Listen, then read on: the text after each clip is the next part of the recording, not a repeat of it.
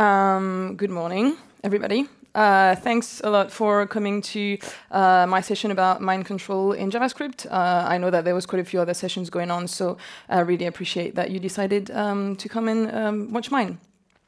So I'm not going to spend too much time introducing myself because this is not really what I want to talk about, but I'm a developer. I work at a consultancy called ThoughtWorks in Sydney, Australia. But apart from that, what I think was quite important to mention today for this particular talk is that I'm not an expert in neurotechnology. So the reason why I'm saying that is because all of the stuff that I'm going to talk about today, I had to learn about them from a very beginner level without any background in neuroscience whatsoever. So I tried to really put together a presentation that would put everybody on the same level, so everything is hopefully quite understandable. And second, it means that everything that you're going to see is something that you can do as well. You don't have to be an expert in neuroscience to start playing with brainwaves and brain-controlled interfaces. The slides are available already if you want to have a look in case I'm going too fast, or if you can't see something. The screen is pretty big, so you should be able to see everything. But if you, I haven't really started the presentation, so if you don't know yet if you're going to be interested, I'll share the slides later anyway, so feel free to just wait and not take the link right now. So to start, let's talk about biosensing and what biosensing is. It is the use of sensors to monitor the activity of physiological functions, and it can be done in a few different ways. There are a few different sensors available for developers like you and me. So you can build your own little devices to start tracking heart rate, or muscle sensors, or flex sensors for movement of the hands, or even alcohol sensors if you want to build something like that. And all of these devices can actually be programmable in JavaScript as well. But you can buy pre-built devices. You don't have to actually build your own. And the one I'm going to focus on today is the brain sensor, called the emotive epoch. But before explaining how this brain sensor particularly works, I want to take a step back and talk a little bit about how the brain itself works. So as I said, I'm going to explain it in a very simple way. So you have your brain that's made of billions and billions of neurons. And what these neurons are, they are specialized cells that process information. But they're not just randomly placed all around the brain. What we know is that the brain is made of different parts that are responsible for different functions. So if we take, for example, the moving, so motor functions. In the frontal lobe, so the part at the front, you have a part of it that's called the primary motor cortex. And at the back, you also have the cerebellum. And these two parts are responsible for actions. So what's going on is that neurons in these parts of the brain send their axons down the spinal cord in the human body that then connect to motor neurons that trigger muscles. So everything that is happening in the brain is just electrical signals that then end up resulting in actions or thoughts and things like that. And just one thing that I wanted to mention, I don't know if you've seen that before, it's called the cortical homunculus. And what it is a distorted representation of the human body. So it's kind of like a neurological map of how the brain, or how important the brain thinks some part of the body are. So this is not really important for right now. This will be important for something I'm going to mention later. But as you can see, for example, the hands or things happening around the face can be tracked a little bit easier in the brain because the part of the brain responsible for that are a bit bigger. But when we track the activity of the brain, we talk about brain waves. And there's 5 types of brain waves that operate over different frequencies. And it is important because if you want to build an application around meditation, for example, you might want to focus on the theta waves. But if you want to build an application around the amount of concentration or focus and excitement, you might want to have a look at the beta waves. So how does the brain sensor actually track these brain waves or these electrical signals? So this is the 1020 International EEG system. So it's a representation or a kind of map of where different sensors of a brain sensor should be placed around the head. So this is usually used for hospital kind of brain sensors, but it means that if you want to build your own brain sensor, you will probably have a look at this map to see where you should place different sensors. You might not, okay, I think it's pretty visible, but you have, for each sensor, you have different letters and words, and that allows you, it's kind of like like a reference, so you know which sensor to look at when you're trying to track different things. And in green and orange, you have where the sensors around the emotive epoch are placed around the head. So there's a lot less, as you can see. I think there's about 14 compared to like a hospital kind of brain sensor. But they're placed quite, they cover quite a big part of the brain as well. So they won't be, the tracking won't be as accurate, but you still are able to track quite a few different things. So Epoch.js. This is what I built for the brain sensor. So I built a framework that allows you to interact with the brain sensor in JavaScript. So let's talk about what it does. When you want to get started with the emotive epoch, you don't have to actually buy the sensor in the beginning. So what you want, or what you can do, is to download the emulator. And it also allows you, like, setting up the brain sensor can take a few minutes because you have to add a gel on all of the sensors for it to track properly. So, and it can be also a bit fragile. So if you don't want to carry it around, what you can do is you can download the emulator and you can build your program in JavaScript or in also C++ or Java. And you can, what the emulator does, it kind of like emulates that the brain sensor is connected properly around your head, and you can send some actions to your program, and if you get the feedback that you want, then you know that your code is working properly. So in my framework in JavaScript, I also implemented the interaction with the emulator so that you don't have to carry the sensor around.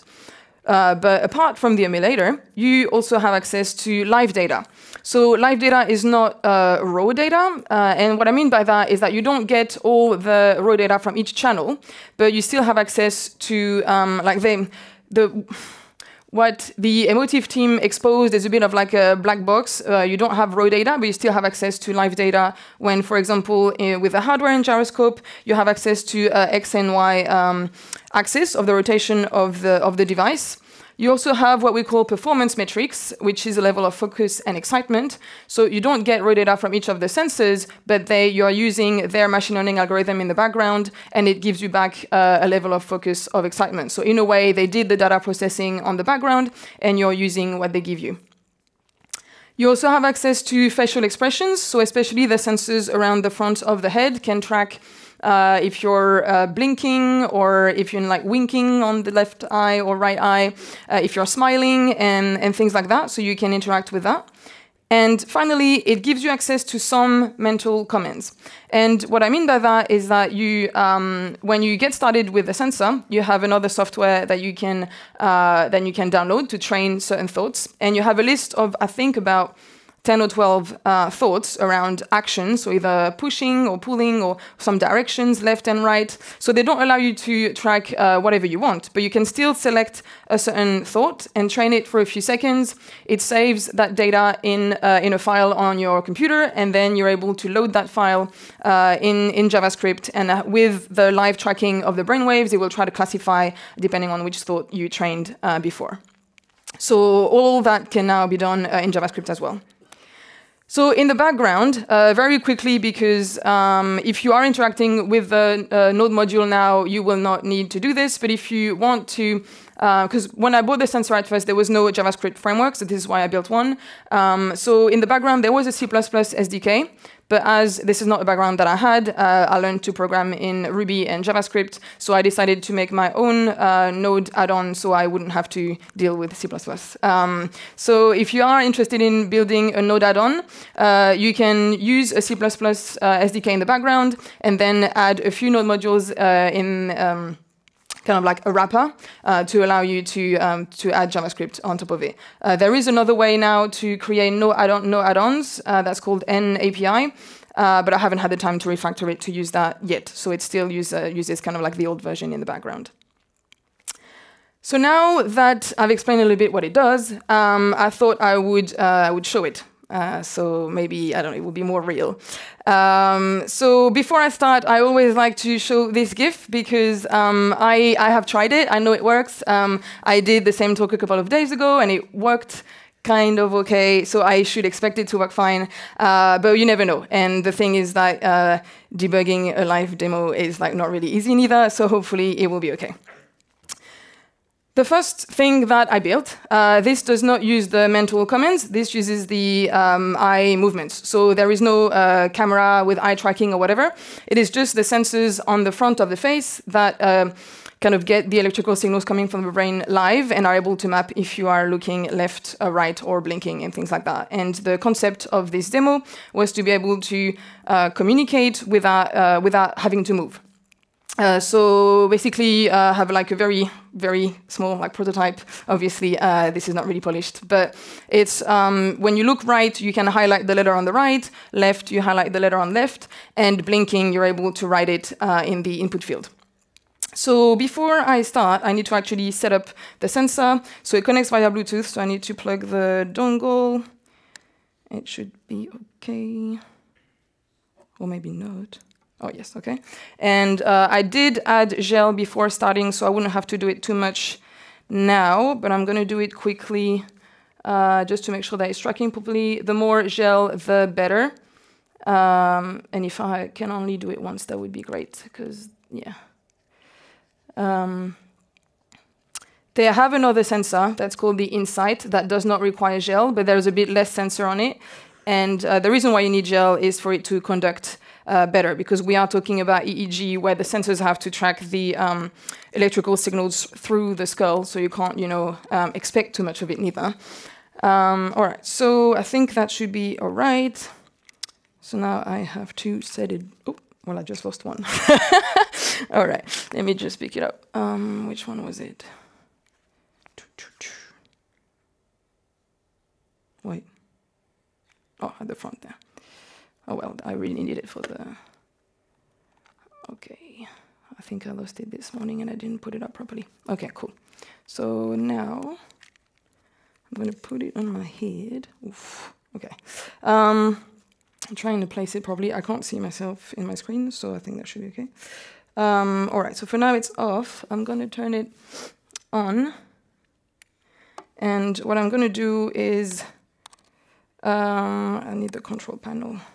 I'm just going to open the software that you can download just to see if it's connected properly. If all the sensors look green, well, the one at the back is red, so it should be all right for now. Most of them are green, so it means that it should kind of be okay. So I can close that now. And, yeah, launch my keyboard. So I just have a demo. Okay. So I'm going to load the keyboard. And if I look right, so it went right. Then if I blink, I've had issues with blinking. If I look left, left is fine. Okay, right again. Then go back to left. Okay. So, well, obviously what I'm writing right now is not great. But the concept was to just be able, so I don't have to move. I can be away from my computer. And when I look, it goes left and right. And so the issue here with this demo is that I don't have the concept of an intentional blink. So if I keep blinking, it's going to keep writing the letter. So, I mean, this is like, I just wanted to prove the concept that you could navigate through the keyboard without having to move. So, well, yeah, I could have tried to write something better, but it's not stopping right now. So, yeah, I think later on I could try to implement the concept of maybe a double blink to make sure that this is exactly the letter that you wanted to write. But it was just, yeah, as a proof of concept, you can build an interface that is controllable with the eyes pretty quickly. And also at the moment, I really only did eye direction, left, right, and blink, but you could also have smiling and winking. So maybe actually to select a letter, I could have done wink right rather than blinking. I'm just thinking about it now. So, so that was the demo for the eye direction. But then I wanted to do something with the thoughts. So, oh, let me close my server as well. Oops, okay. So then I moved on to trying to do like a kind of 3D interface. So I'm not a designer, so as you can see, I've tried, but this is not great. So I am a bit interested in seeing if we can use brainwaves in VR, and especially web VR, because I love JavaScript. So VR in the web, I'm excited about that. And so this one is a bit harder to demo, because the amount of focus that you have to apply when you're trying to control something is harder to do when you do a live demo, because I know that there's people around. I'm not in this demo. It worked pretty well because I was alone in a very small room at work, so I had nothing else to think about, whereas now I have a lot of things to think about. So I'm going to try. And for this particular demo, the only thoughts that I trained was the movement left and right. Yes, okay, so what I'm going to try to do is I'm going to try to go right and then left. Yeah, okay, let's try that. So I go there. I reopen. And I need to be very quiet, okay.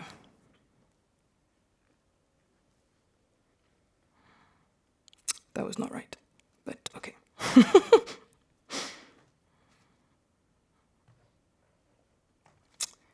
I know I failed, so now I can't focus anymore. Let me just, I need to restart it. I didn't refresh for a reason, but okay. Let me try again.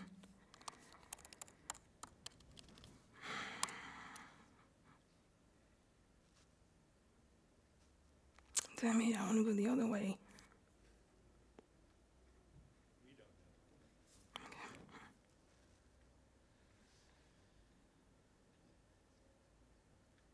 All right, today I'm not lucky enough.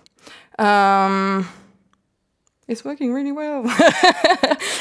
So I'm gonna, I can try a third time just because I know I have a bit of time anyway. This is annoying. All right, come on. Because the thing is that now that I know it keeps on going left, I'm thinking left. So come on, go right.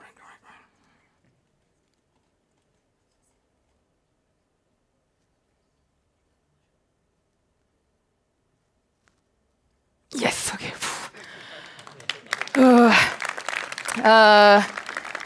Thank you, like third time. So yeah, as you can see, obviously depending on what you're trying to build with the brainwaves, you want to make sure that it's not something that puts people in a non-safe situation, like self-controlled cars. Obviously, you can see you don't want to do that with the thoughts. But I didn't spend that much time training it. I trained it a few times, but we are talking about brainwaves, so the way it would work better is if you train it over time, so that it really is more accurate and it has more data to be able to classify the live data. But as we are talking about JavaScript, we can also control devices. So I'm only talking about a drone because it was easy for me to carry in my luggage. It's pretty small, so it was okay. But it can be anything. So I also tried with a Sphero robotic ball. It's just that when you try to demo that on stage, I don't know who can see if you're at the back. So I thought like a drone is going to fly. So I think everybody should be able to see that. So what I'm going to try to demo this time, usually I do it with the eye direction because I have the feedback a lot faster, so I don't have to be ashamed if it doesn't work, because usually it works. But I changed it on purpose because I wanted to try to do it with the thoughts. And for this one, I just applied the thought of going left, and it should take off and land a few seconds later. Okay, so let's check. So I need to close that. Let me go there. So the drone connects via Bluetooth, so I'm just gonna turn it on. Okay. So, and is it connected? Okay, I need to wait until it's connected. You should tell me. Okay. So if I think,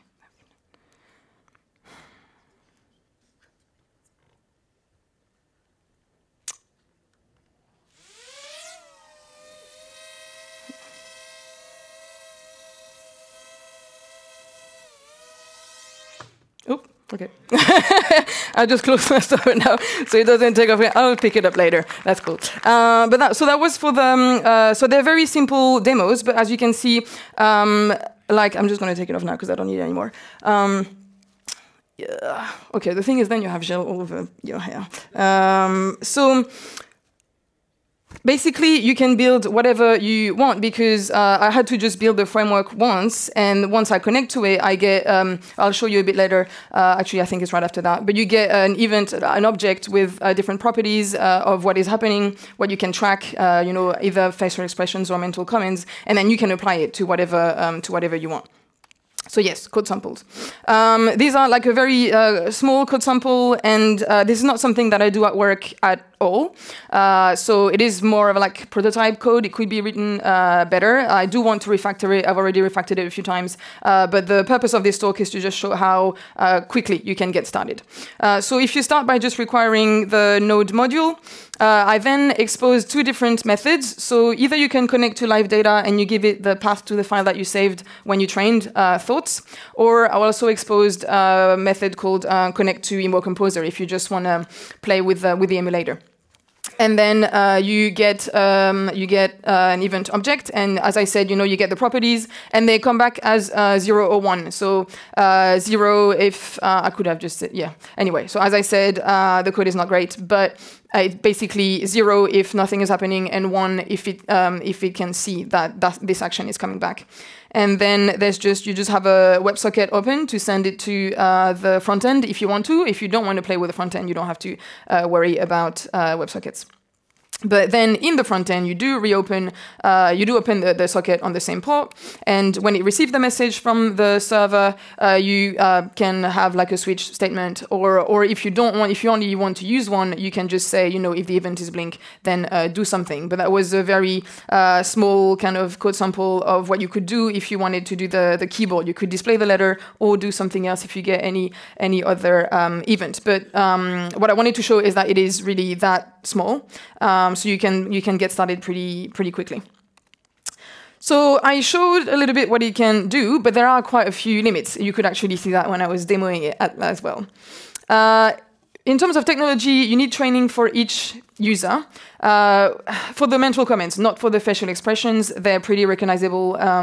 Like it doesn't matter who's wearing the headset. But the mental comments, yes, because it is tracking live and it has to map to whatever you saved before. But yes, so it is like you do have to set it up before you get started, which can be a little bit of a limit in terms of technology, because when people buy a device, they don't want to have to train it. You can't track everything. As I said, the emotive team allowed you to train 10 different thoughts of actions, but you might be able to, if you buy their license, you can have access to raw data, but if it's not something that you work with every day, it might get a bit expensive if you pay the license monthly. But if you have access to raw data with brain sensor that I'll show a bit later, you can try to train other things. You could, I think I've seen a few experiments where people were trying to think about a red cube versus a blue ball or something, and they were trying to visualize in their mind certain objects and try to track their brain waves and remember that later. But when I say you can't track everything, it's for example, sometimes you just have a lot of different thoughts in your mind, and being able to focus is actually quite hard, and it can't be something that is conceptual. If you're trying to think about feelings like fear or stress, that's not really something that you can visualize, so you can't really, or at least at the moment, you can't really track that, or not as a mental comment, maybe as a state, the level of focus, but if you think about the actual like word or something, that doesn't really work at the moment. There is a little bit of latency, and that is also a bit normal. You train, so you save your thoughts, and as the live data comes back from the brain sensor, it does have to do live tracking and classify it to what it has been trained to do. So there is always going to be a little bit of latency in terms of technology, and also for you to get the time to focus on a certain thought. So that will also influence the type of applications that you want to build. But that's like a limit with the technology right now. As things get better, I think that type of stuff is gonna, that limit is gonna kind of disappear, hopefully. And another limit with that technology specifically is the thing between temporal and spatial resolution. the EEG sensors, like this one, have a very good temporal resolution because you get the data really fast. But spatially, they're not great because you don't have you have sensors around the head, but 14 sensors to track the entire activity of your brain is not you have to realize that your brain you would need more sensors. But if you think about other types of technology to track brainwaves, like fMRI scanners, for example, you get very good spatial resolution because you get images of the entire brain and you can see the activity. But in terms of temporal resolution, it's not great because the images don't come back as fast as something with an EEG sensor. So again, as technology gets a bit better, hopefully these limits are going to disappear slowly. But there's not only limits about technology. There are limits with people. It looks pretty stupid. And when you wear it, you can imagine that people are not going to actually walk outside and wear that type of stuff, not the way it is now. Maybe as it gets smaller, or maybe you can hide it in a hat or in a beanie or maybe in hair accessories or something. Maybe people will end up wearing it, but it does look pretty stupid at the moment. I totally understand why people wouldn't want to wear it outside. It is not comfortable after a few minutes. So as I said, you have to add gel on the sensors because they have to track through the skull. So as they have to track through the skull, there is a bit of pressure applied on your head so that the sensors wouldn't move too much and so that it tracks as well as it can. So it means that after a few minutes, it can be a bit uncomfortable, especially the sensors around the eyes here. Like you can feel that pressure on your head, and it's not something that you could wear the whole day. And if you look at some sensors without gel, it's even worse because you have some kind of spikes on the sensors, so it really starts to make holes in your head. So that is a bit uncomfortable as well. At the moment, there is no application solving a real need. There are some sensors around helping you meditate, and that is a bit more useful, and I could see people going and doing that. But at the moment, even using your thoughts, I can't see, at least at a consumer level, I can't see something that has been built that would really make people use it on a day-to-day basis. So that is also a limit. That could definitely be fixed with better sensors and smallers, and people would wear it more often, but at the moment, that's one of it. Also, user experience, we have very high expectations when it comes to technology. As I said, when you buy a device, you don't want to have to train it, which is kind of a shame because I think that's why we can't have nice things, because we just expect them to work and we don't want to collaborate to help train it. When you think about voice UIs, there's a lot of the times where if you ask something once and it doesn't work, you're like, oh, okay, I don't really want to try again. And if it doesn't really pick up what you're trying to ask a few times, you're just going to let it go. You're not going to use it anymore. You're going to turn it off and not use it. The thing is, for it to get better, we also need to help train it. So as long as we don't do that, I don't really see it go anywhere. And finally, there is a difference between the mind and the brain. What this sensor does is that it tracks brain activity. But as people, when you buy it, you probably are going to expect it to know exactly what you're thinking about, when, and just understand you. But it's not like that. What it gets is just data. And I think people, if we help people understand that we need to collaborate and that, there is a difference between your mind with your background experience, we're all different, there is really a difference between the mind and the brain. So what I would like to ask, not right now, it's a question for later, but what would you do? When I ask people, what would you use a brain sensor for?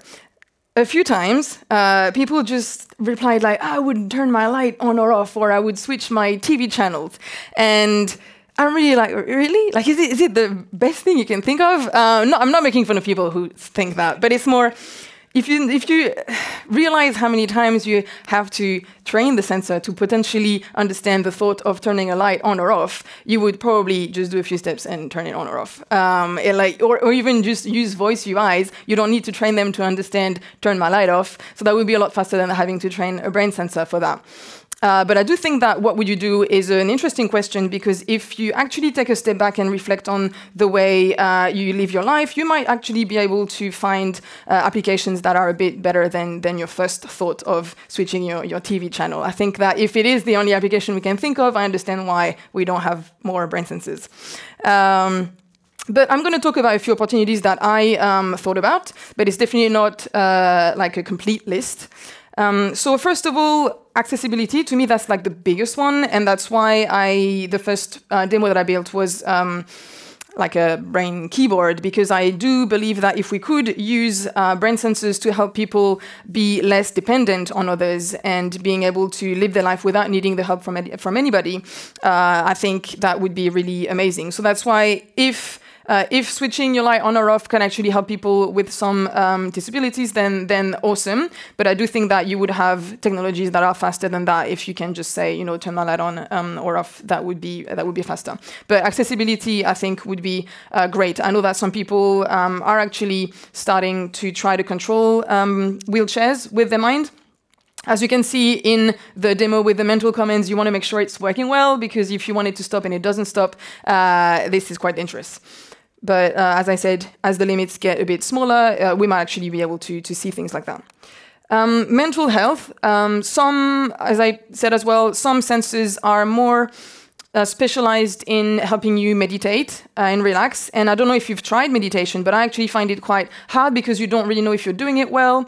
You don't have that feedback. So I think using some sensors to have the direct feedback about if you're meditating properly can actually be really helpful. And I know that I'm going to mention the other brain sensor later, but I think it is one that is also kind of successful because it's like easy to set up, and it does help you train your mental health.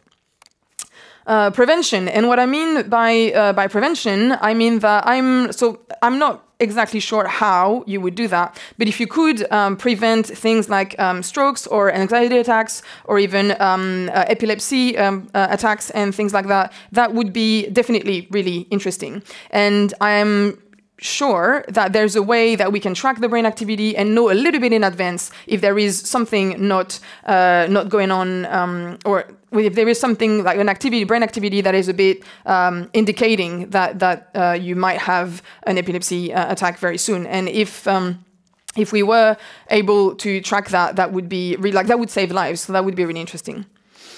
One of the other ones is productivity, and what I was thinking about is that if you are able to, if we were wearing these brain sensors the whole day over a few days, we might be able to actually start to create a map about when we are the most productive or when we are more relaxed. So you would be able to maybe rearrange your day based on when you are more relaxed. For example, you know how we work 9 to 5. I don't really believe in the 9 to 5. I know we have to do it because everybody else does it, but sometimes I can't focus from 9 to 5 like every day. Sometimes I'm more focused at 7 or at 8 p.m. And I think that if we understood better when we are more focused, we could probably improve our productivity. And last one is art. And I'm putting it at the end because I know that a lot of the times people don't really see the value in art, but I've actually seen a lot more artists use brain sensors and play with neurotechnology than I have seen developers. So by just trying to always build something that is valuable straight away, I think we're missing out on actually trying the technology. I usually try to build a bit more like useless stuff or like creative things just because it helps me explore technologies that I don't get to explore at work at all. And I think that by not trying, we're probably missing out. So what I usually try to tell people is that something that seems useless is not worthless at all. The amount that you can learn by doing things that I don't have a value straight away is pretty awesome. Like there's so much that I have learned by doing this, and none of the people that I work with have learned any of this because they want to build stuff that are really like valuable straight away. The thing is, when you try to do something that is only that seems valuable, you end up doing kind of like nothing. You don't get started.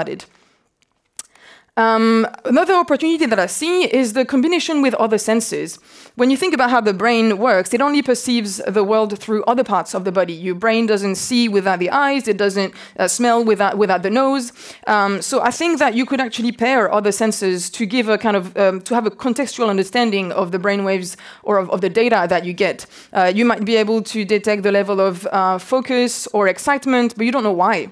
So you can't understand then what happened there, and you can't kind of like map your behavior. You can't really do anything. You can only understand your level of focus right now, so you know why you're focused, but when you get that data, you don't have an understanding. The only issue is that if you start combining other sensors with a brain sensor, you end up with something like that. And that definitely nobody's going to wear it. But this is real. This is a company called Cognionics, I think in the US, maybe. I'm not sure about that. But I found it a few days ago, and they seem to pair like heart sensors, muscle sensors, and brain sensors. And it's, I mean, so far, it's the only company I saw that actually combines other sensors. And I think that's a pretty good idea, to have a real understanding of what is going on, not just from the brain sensor point of view. So what is next? So there is something that I wanted to build that is quite like a famous experiment in neurotechnology that is called the P300 Speller. I don't have the time to explain exactly how it works, but this is being able to spell things with mental commands. So this does not involve eye direction. You wear a brain sensor, you have a grid of letters, and they light up at different times. And when you think about a certain letter, it records the number of times you saw that certain letter blink, and it can then try to detect which one it was. If you are interested, there's quite a few scientific papers about how they actually did it. I think the name P300 is because it's like the spike in certain types of signals that you can track. So with the emotive epoch, I know that somebody did build that, but when I tried it, it wasn't working, and I haven't really figured out yet why. I haven't had the time. So I wanted to try to either fix it or build my own, but that would be really interesting. But as you can imagine, it is faster to select letters with eye direction because you get that feedback straight away, whereas if you try to focus on the letter, then it has to detect which letter it thinks that you were thinking of. So writing words, you would definitely not write 20 words per minute with that at all.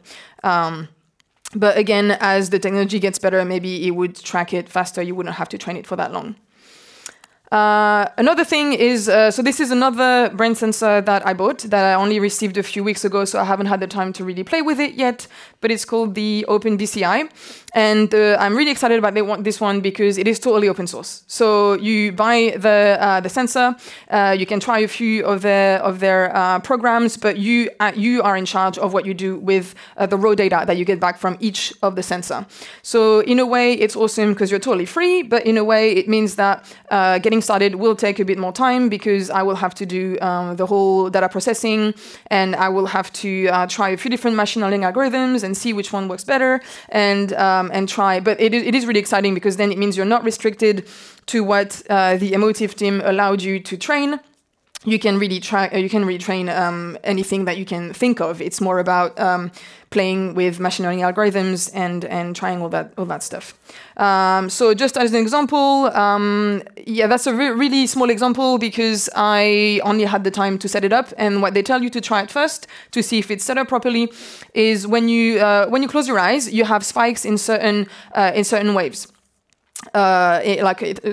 In certain waves. So as you can see, when I close my eyes, I can see the spikes, and you can only see like 8 channels here, but the one I bought actually has 16. I just only displayed 8, so it would be easier to see. But as you can see, you can download some of their software, and you can see graphs of the data, and you also have access to the accelerometer, so you can also see head movements and stuff. So I'm really excited about that. But well, yeah, as I said, I just started, so I don't have any demo for this one. I think one of the main limit with that one is, well, it's huge. It's a bit heavy, and it doesn't need any gel. So when I was talking about some sensors that have spikes that hurt, that's this one. On the brain sensor, you have to kind of like screw the sensors in to make sure that they're really against your head. But then as it's heavy, because it's all like 3D printed, you do end up with the little holes around your head if you wear it for a few minutes. So it is like a bit uncomfortable, but hopefully, again, as it becomes better, maybe we won't need to, we'll find something that's lighter or that doesn't hurt as much. But the fact that you can make your own machine learning algorithms to train that stuff is really cool. And what I would like to do with it, one of my main goals that will probably take me a while, is to do deep image reconstruction. So what this is on the left, you have a video footage. And so somebody is in front of a screen and they're watching this video and their brain data or brain waves is recorded live. And on the right, you have a reconstruction of that video footage based on the brain waves. So as you can see, it's a bit like blurry, it's not super accurate, but they just started doing this. And that uses, I think, an LSTM algorithm in machine learning, if you are familiar. But what you can imagine is that, well, obviously it's going to get better. So it means that as I am watching something, somebody could be in another room and know exactly what I'm watching. So that looks a bit creepy, but it's just an experiment. And what you can think of is that you could potentially visualize dreams. And that would, like, again, I'm not sure what the value of that would be, but it would be really, it would be weird and it would be interesting to see if you can sleep with the brain sensor on and when you wake up, you're like, oh my God, like, what did I dream of? That's fucking weird. But that, I mean, like, that's super exciting. Like, that's crazy. When I saw that, I was like, whoa. And at the moment, it only works if you're still watching the video footage. But what they want to try to do later is to, you know, you step out of the screen and you're just thinking about that footage and they try to reproduce it as well. So I don't have the images for that, but I think they tried it with squares of letters. So you had like A, B, C, D, and they tried to reproduce the letters based on only on the thought of that image of a letter. And it was really, really messy. It was really blurry. And you could, some letters, you could kind of distinguish them, but it wasn't at the point where it looked that good. But it is really interesting. It means that then you could really literally write something just by thinking about the image of a letter that you were trained with. But there are other interactions. I think that I'm really excited about brain sensors and stuff like that, but I do think that we're a bit far still. And if we really are interested in more interactions than just the keyboard and the phone, I think there are stuff that are a bit closer to what we can do now that are still very interesting. Sensors as output. So this is one of the things that I think Facebook is working on, where instead of just the sensor getting data and doing something with it, you would actually use the sensor as an output. So this is huge, but it's like this thing that you wear on your arm and it vibrates and you train yourself to understand the meaning of these vibrations. And I think what they want to do is maybe allow you to being able to, like, I think their experiment was to read an email with your arm by just understanding the vibrations. So you might think like, why would I do that? That's stupid. But in a way, you're actually a little bit doing it already. When you think about wearing a smartwatch, it does vibrate when you get a message, but it vibrates a different way if you get a call, and it might vibrate a different way depending on the apps that you have. I know that my phone sometimes vibrate differently if it's Twitter or if it's a text. And so in a way, we don't know what the text is made of, but we know we've learned, because we were not born knowing what these vibrations mean, but we've learned to understand what they are. So as we go a bit further, we might even be able to understand maybe the object of an email or something just by feeling the vibration. So we would know what is important and what is not important, for example. This was a video called, I think it was a TED Talk, called Meet the Sixth Sense Interaction. And you can see a camera that the person is wearing with a projector as well. And it was to be able to have augmented reality in a different way. Instead of having to wear massive glasses, you would wear something like that around your neck. But this was actually 10 years ago already. That is a TED Talk from about 10 years ago. And we still have nothing like that. Whereas now I'm sure that we could build something that is way smaller than that you could hide easily, that would augment your world in a very interesting way. When you think about building interfaces, it wouldn't be in the browser anymore. It would be like understanding the world around you. And you might not want to use that, but if you think about somebody with vision impairment, and if you think about maybe their experience of going shopping, if they pick up a product, you don't really know what it is or the expiration date, and you could have that feedback by having this camera that looks at the world around you and gives you some kind of feedback. I don't know if you've seen this one, Project Alter Ego, by a team of students at MIT Media Lab, where they built this prototype of wearable device that senses what they call silent speech. So when you think about speaking, but you don't vocalize it, you can still have access to you can still like track some of the electrical signals that are around the jaw and then map it to certain words. So again, you would have to train it. Obviously, it doesn't understand it straight away. But this this student was actually on an interview where he was able to Google just by thinking about the words that he would want to Google.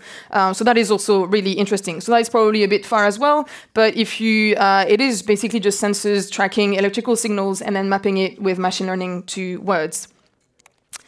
Ultra haptics, that I'm not going to spend too much time on it because I don't remember exactly how it works, but they want to use it in VR where the circle that you can see here does not exist, but the person is able to feel it by haptic feedback. And so basically what they want to do is you would be able to be in VR and have that device somewhere, and you would feel the objects that you are feeling in VR just by haptic feedback. It's kind of like just like air, but you can feel different shapes. So that is still also the very beginning. And I think that device is like super expensive. But you can see that people are starting to talk about different types of interactions. This is one of my favorite, Project Soli by team at Google. They did release a dev kit, I think maybe last year, but they didn't really send it to that many people. But it's being able to detect micro movements. And I'm not even sure that you would have to train it, or I think maybe they would tell you, so you can have really small stuff like up and down, and it would just know.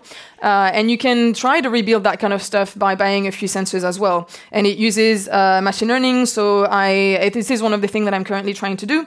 I just haven't had the time, but I actually think I have my sensor in my bag, I just remembered. So I don't have one of their sensors, but I bought another sensor that tracks microwaves as well, and by using machine learning you could try to actually build your own, which is really really cool.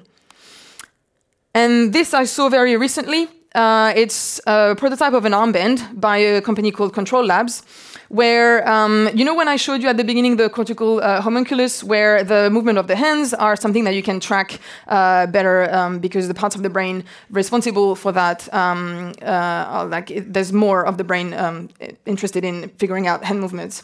And what they thought is that instead of having to wear a brain sensor where you have like a lot of information, if you actually track it down to the arm, then you have filtered information already. You don't have to know what is responsible for hand movements. You already have the signals only about hand movements. And then they mapped it, and they managed to get something that was really quite accurate about the person not moving their arm and having a 3D model that moves their arm pretty well. So you can think about prosthetics or VR to have movements that are a bit more accurate.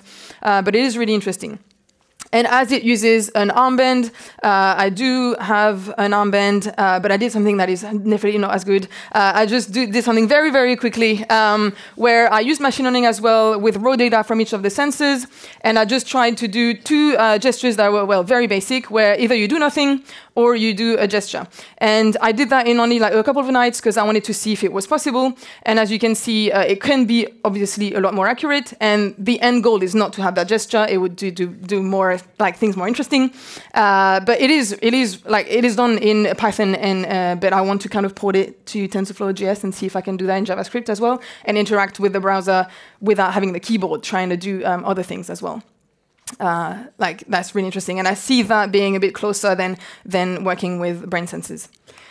But if you want to get started, I'm almost out of time, so I'm going to go a bit faster. There are other brain sensors. When I started, I didn't start with that one at all. I started with the NeuroSky on the bottom left, but it is a bit less accurate. So if you really want, if you are interested in this, I would tell you to maybe start with the Muse. It is the one that is a bit more around meditation, but they do give you, I think they do give you access to raw data, but I think the sensors are only around the front of the head, so you might not be able to do things as accurate as if you get that one or an OpenBCI. But as I said, repeating the slide from the beginning, you can buy other sensors that you can program for in C++ or JavaScript, and you can build your own little devices. You can experiment with interactions, and it's really interesting. And then if you are interested in machine learning, then you can pair that with the sensors, and that's really cool. Briefly, a few resources. I put some links for the frameworks that I've been seeing around. Have a few useful links there if you're interested in looking at what Control Labs does. Or there is a global Slack channel around neurotechnology that is called Neuro Tech X, where they share resources as well, if you're interested. And finally, I'm definitely not the one playing with that kind of stuff, so I put a few names out there of people I could think of. I'm sure there's more, but if you're interested in seeing people's work with that, you can check out theirs. And the thing that I wanted to end on is that you really don't have to be an expert to get started. A few days ago, my dad sent me an email because he saw this article in a magazine about this woman who has a startup. She's very young. I think she's like 26. She has a startup around neurotechnology.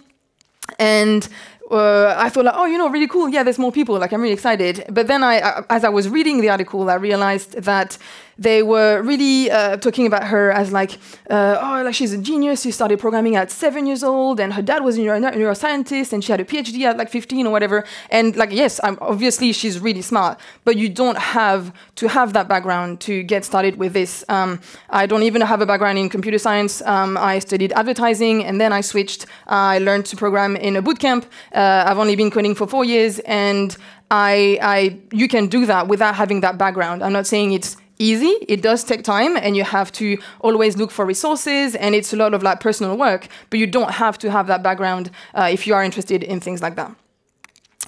So that was it. If you have any question, I'll be around. Or otherwise, I reply quite fast on Twitter if you need anything. But again, thank you so much for being here this morning. Thank you.